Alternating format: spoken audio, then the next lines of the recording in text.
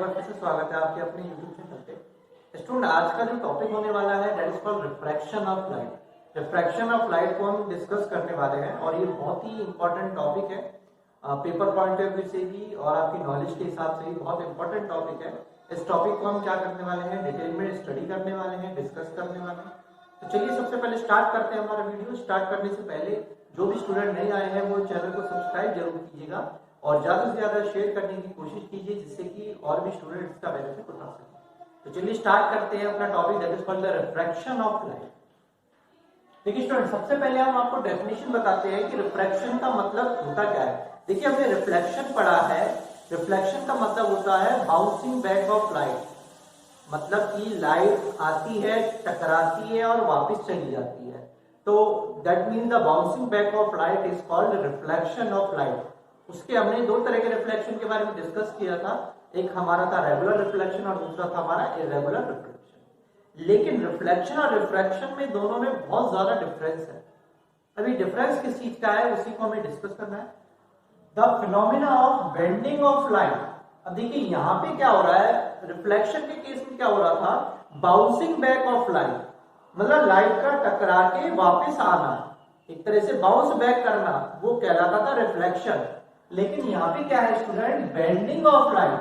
अब bending of light का मतलब क्या होता है, बेंडिंग ऑफ लाइट का मतलब होता है कि लाइट का मुड़ना। बेंडिंग का मतलब क्या हो गया, मुड़ना हो गया ना। तो the bending of light from its original path on entering another medium.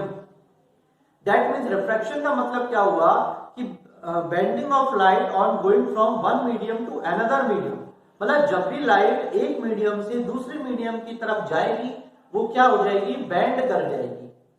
अब ये बैंड क्यों करेगी, किस तरीके से करेगी, इसको हम डिस्कस करते हैं। तो एक एक्सपेरिमेंट के थ्रू मैं आपको इसको बताता हूं।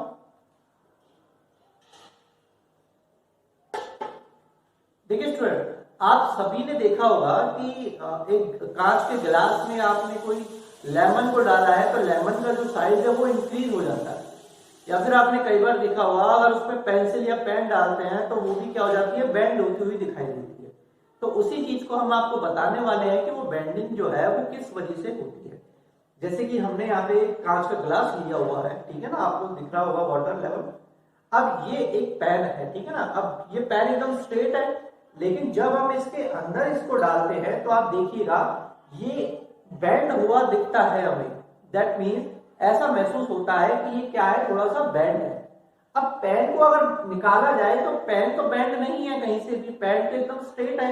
लेकिन ऐसा क्यों होता है कि जब ये पानी में जाता है तो ये बेंड हुआ हमें दिखाई देता है या फिर थोड़ा सा उठा हुआ दिखाई देता है, ऐसा क्यों होता है?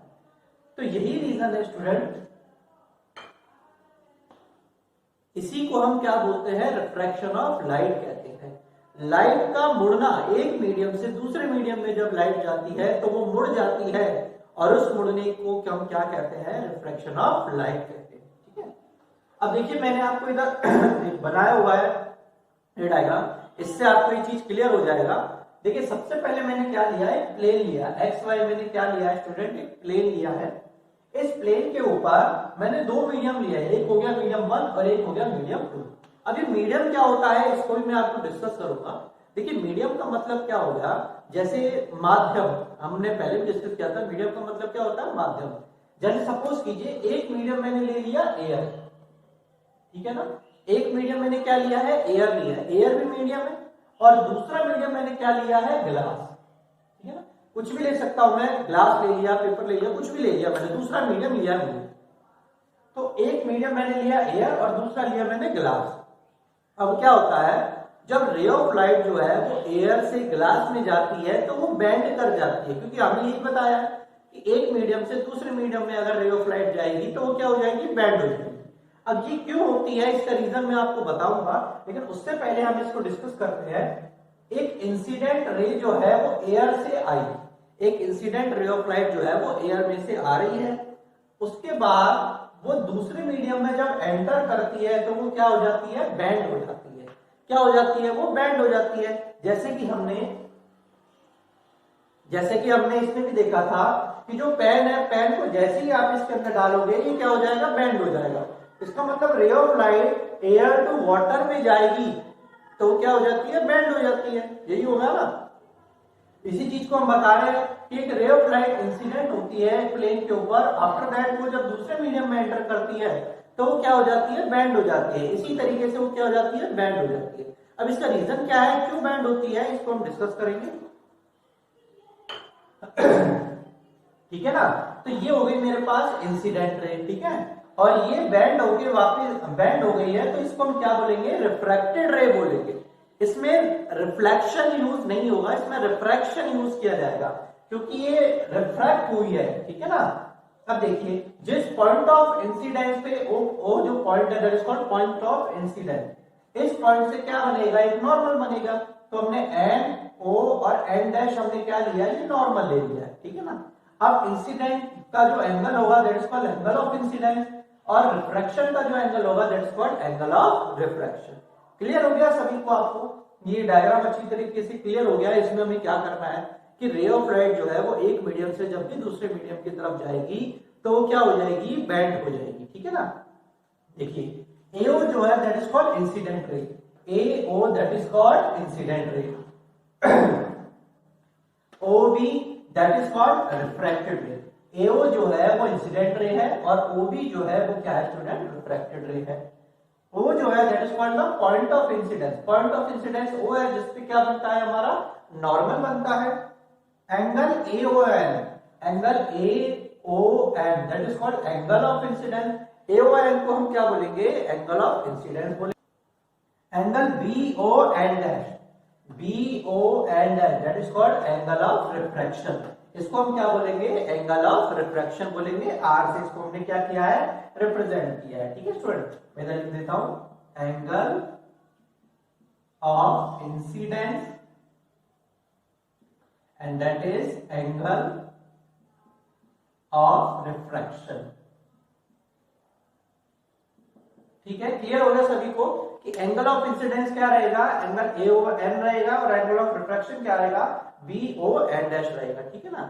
और इसमें सबसे इंपॉर्टेंट जो चीज मैं आपको बताने वाला हूं कि रिफ्लेक्शन के केस में हमने क्या बताया था कि angle of incidence is always equal to the angle of reflection, but in the case of refraction angle of incidence is never be equal to the angle of refraction. Angle of incidence जो है वो कभी भी equal नहीं होगा angle of refraction के। क्यों नहीं होगा, क्योंकि ये दोनों एंगल आपस में बराबर नहीं है। क्यों बराबर नहीं है, क्योंकि लाइट क्या कर रही है, बैंड कर रही है। बैंड क्यों कर रही है, क्योंकि वो एक मीडियम से दूसरे मीडियम की तरफ जा रही है, इसलिए वो क्या हो रही है, बैंड हो रही है। That means whenever light is bending the angle of incidence is never be equal to the angle of refraction. ठीक है स्टूडेंट, तो ये बेसिक जो आइडिया था about the refraction of light वो मैंने आपको बता दिया है, डेफिनेशन भी बता दिया है, डायग्राम से भी मैंने आपको समझा दिया है कि मीडियम क्या है, किस तरीके से होता है। एयर जो है वो मीडियम लेते हैं, ग्लास जो है वो दूसरा मीडियम लिया है हमने। तो एयर से ग्लास में जब रे ऑफ लाइट जाएगी तो वो क्या करेगी, बेंड करेगी, और इसी बेंडिंग ऑफ लाइट को हम क्या बोलते हैं, रिफ्रैक्शन ऑफ लाइट भी कहा जाता है। अब ये तो हो गया हमारा रिफ्रैक्शन ऑफ लाइट के बारे में थोड़ा सा डिस्क्रिप्शन। अब हम बात करने वाले हैं कि जो लाइट की वेलोसिटी है वो कितना होता है, और एक्चुअलिटी में जो ये बेंडिंग जो फिनोमिना है, जो लाइट जो बेंड करती है उसका रीजन क्या है। तो स्टूडेंट अब हम रीजन बताने वाले हैं कि एक्चुअलिटी में लाइट जो है वो बेंड क्यों करती है। तो चलिए देखते हैं वेलोसिटी ऑफ। देखिए स्टूडेंट, अब जो हम बात करने वाले हैं वो वेलोसिटी ऑफ लाइट के बारे में बात करने वाले हैं कि एक्चुअलिटी में लाइट की वेलोसिटी कितनी है और क्या कारण है जिसकी वजह से लाइट जो है वो बेंड होती है। देखिए स्टूडेंट, आप सभी लोग जानते हैं the speed of light that is 3 × 10⁸ metre per second, that is the speed of light. कि एक्चुअलिटी में जो लाइट का स्पीड है एयर में या फिर हम कह सकते हैं वैक्यूम में वो कितना होता है, 3 × 10⁸ मीटर पर सेकंड। और मैं एक छोटी सी बात और बताता हूं यहाँ पे, that mean the speed of light, ये तो हो गया किसमें, एयर में, ठीक है ना, speed of light in air. और यहाँ पे बताने वाले हैं speed of light in glass. अब हम ग्लास के बारे में बताने वाले हैं कि एक्चुअलिटी में ग्लास में लाइट की स्पीड कितना होता है, 2 × 10⁸ metre per second, that means 2 × 10⁸ metre per second, that is the speed of light in glass. कि एक्चुअली में लाइट का जो स्पीड होता है ग्लास में वो कितना होता है 2 × 10⁸ मीटर पर सेकंड होता है। ठीक है स्टूडेंट, अब ये एक्चुअली में क्या हुआ कि लाइट का स्पीड जो एयर में है वो 3 × 10⁸ मीटर पर सेकंड है, बट जब वो लाइट जो है वो ग्लास में आती है तो 2 × 10⁸ मीटर पर सेकंड हो जाती है। तो ऐसा क्यों होता है? वो होता है उस मीडियम की डेंसिटी की वजह से। एक्चुअली में क्या होता है कि जिस मीडियम की डेंसिटी कम होती है वहां पे लाइट की स्पीड तो क्या होती है, ज्यादा होती है, और जिस मीडियम में लाइट जो डेंसिटी होती है वो ज्यादा होती है वहां लाइट की स्पीड क्या हो जाती है, कम हो जाती है। ठीक है ना, और इसीलिए हमने कुछ डेफिनेशंस है, इंपॉर्टेंट डेफिनेशंस है, उनको लेके आए हैं, तो इनको जरा देखते हैं। सबसे पहले बात करते हैं ऑप्टिकल मीडियम की। एक्चुअली में what is the meaning of optical medium? ये जो डेफिनेशंस है ना, ये 3 डेफिनेशन लिखी है, optical medium, rare medium and denser medium. ये तीनों ही क्या है, इंपॉर्टेंट डेफिनेशन है, 1 मार्क्स का क्वेश्चन आता है, तो आप इसको आराम से नोट कर सकते हैं और इनको लिख भी सकते हैं। A transparent substance in which light can travel is called optical denser medium।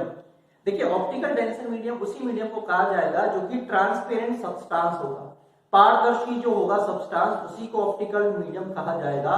Otherwise जो ट्रांसपेरेंट नहीं होगा उसको ऑप्टिकल मीडियम नहीं कहा जाएगा, क्योंकि जब भी लाइट ट्रेवल करेगी वो ऑप्टिकल मीडियम के थ्रू ही करेगी। ठीक है, तो उसी को क्या बोलते हैं, ऑप्टिकल मीडियम कहते हैं। Example air water glass. Air water glass क्या है, ट्रांसपेरेंट सब्सटेंस है जिसमें से लाइट जो है वो आसानी से क्या हो जाती है, पास हो जाती है। Next definition is rarer medium. A medium in which speed of light is more is said to be optically rarer medium।